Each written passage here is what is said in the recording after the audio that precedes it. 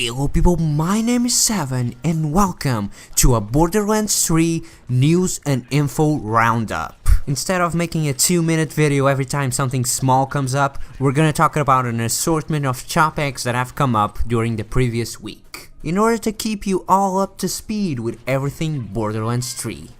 There's timestamps for each topic in the description, and we're gonna start with the brand loyalty page. So last week, the official Borderlands 3 website was updated with this brand loyalty page. And here, you can see every corporation there's gonna be in the game. First off, we have COV, which stands for Children of the Vault. On every Borderlands game, we always add a manufacturer that was the enemy faction, that was associated with the enemy faction. So in Borderlands 2 we had Bandit, and on the pre-sequel we had Scav, and those were weapons that were supposed to be made from scrap and used by the bandits. Here we have about the same thing. We have the Children of the Vault brand. So on the description of these COV weapons, we have enjoy uninterrupted damage dealing courtesy of infinite ammo magazines, occasionally interrupted by unpredictable overheating. So looks like we're gonna have infinite ammo with these weapons, and we have a really nice do-it-yourself designs here. These guns look like they were just assembled from scrap, and that's what we have here. And from what we can tell, we have an SMG here and two cannonball launchers lookalikes. I have no idea what these two are.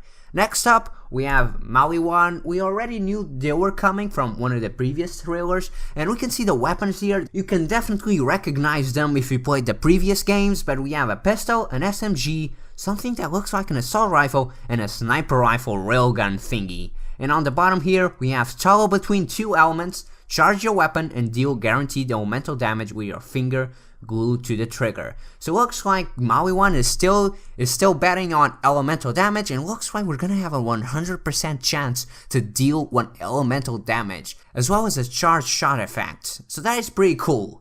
Next up we have TDR, an old favorite of mine, and I'm glad to say that the TDR reload gimmick is still here. Toss your gun like a grenade to reload, then watch it pursue a nearby enemy as a fully loaded version destructs in your hand.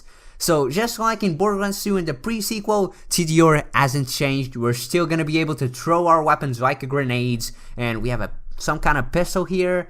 I'm gonna say that that's an SMG and also a shotgun.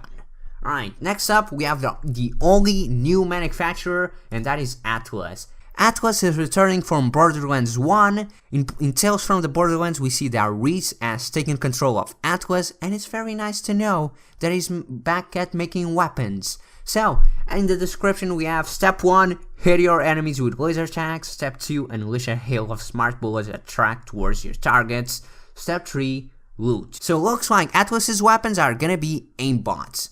All you have to do is hit 1 bullet on your target, and all the others are gonna hit as well. I can see these becoming kinda cheesy. Just imagine coming across a boss, you hit him once, and then you go to cover and just shoot randomly and see all your bullets track towards the boss. That is gonna be pretty cool and broken. I'm kind of excited to see how that will work out. Next up we have Torque.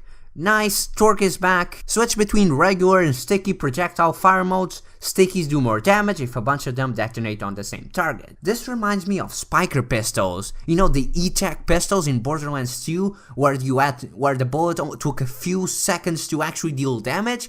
This is what reminds me. So it looks like Torgue is still going all out on explosive damage, but you're gonna be able to do sticky damage like a spiker pistol in Borderlands 2. So you have a pistol, an assault rifle, a rocket launcher, and what is that? I have no idea what that is. Is that a flamethrower? I want a flamethrower. Next up we have Vladov. Augment these rapid-fire, ammo-hungry guns with underbarrel attachments including tasers, rocket tubes, and additional gun barrels. So looks like Vladov is still betting on high fire rate, but also we're gonna be able to use multiple underbarrel attachments. So things like laser sights, grenade launchers, underbarrel shotguns, we're gonna be able to use them on these Vladov guns. And we have a pistol here, as well as 3 separate assault rifles. Cool. Next up, we have Doll.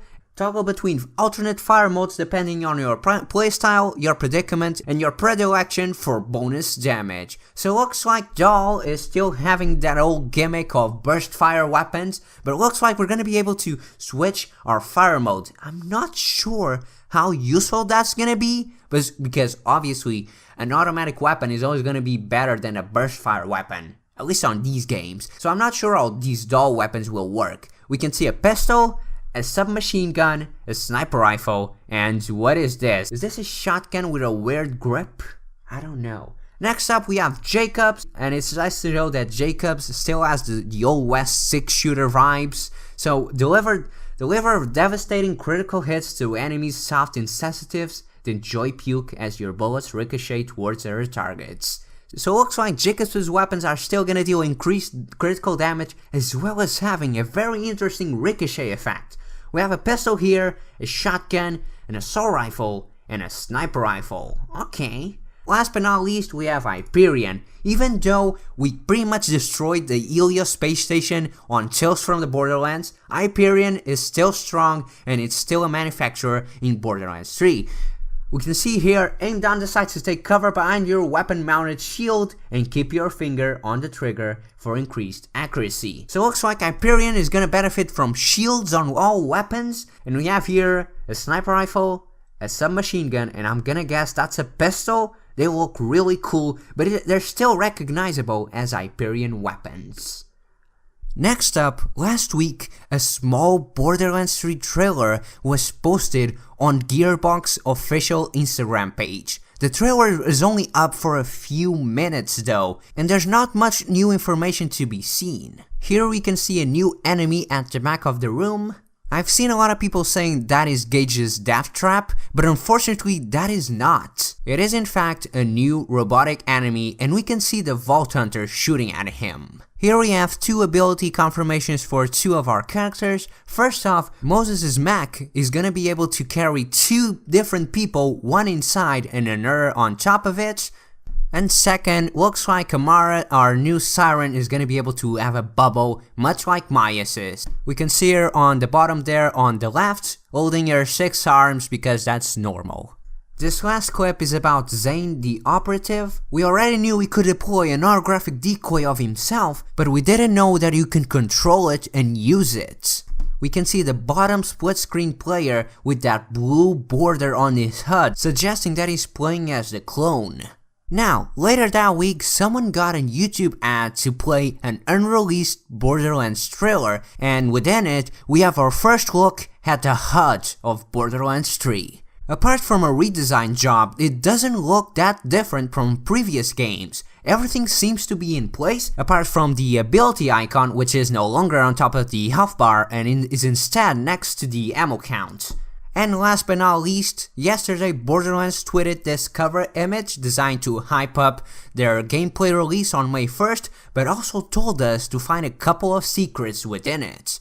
And here's the full image, and starting with the obvious, there's a small spaceship on top of the Borderlands 3 logo, and next to it, there's a symbol for a moon with a smiley face, an equal sign, and a key, which I have no idea what it means, nobody knows what it means, and we can only but speculate. On the left, there's some sideways Morse code, and it reads, "Where is the first Vault Hunter?" This is one of those to get you thinking. I doubt it's as simple as the original cast from Borderlands 1, for example. On the opposite side, another Morse code says, "Who is the Destroyer?" Which is a very weird message because the Destroyer is the boss in Borderlands 1, and I didn't know he had a personality and that I had to know him. The Destroyer was never a big part of the Borderlands story, it's just the final boss on the first Borderlands game. I'm not sure what they want with this message. The final message, and by far the most intriguing one, is located on the bottom right of the image, and it reads, "We don't speak of Sanctuary 2. This is very interesting because it implies that something very bad has happened to the floating city of Sanctuary. At least that's what I think they're talking about. Nobody has ever referred to it as Sanctuary 2. The only reason I think it's Sanctuary 2 is because Sanctuary 1 was a mining facility, and then they built Sanctuary on top of it, which counts as 2, I guess. but I just can't tell at this point. It's too early and we can only but speculate. And finally, I just like to point out that we have a bunch of faces on these roses, and from what I can tell, these are all faces that we've seen before. Our 4 Vault Hunters, the previous Vault Hunters that are already been confirmed, all the characters. There's also a rose that says Siren for some reason, but what really worries me is the fact that we haven't been able to confirm any other characters. Characters like Krieg, Gage, Salvador, Athena, Janie Springs, there's no mentions of them. And I'm kinda worried. I might make another video talking about these characters and where they were last seen. But anyways, that is all I wanted to say in this video. So anyways, I hope you enjoyed. Thank you for watching, and I guess I'll see you next time. Bye bye.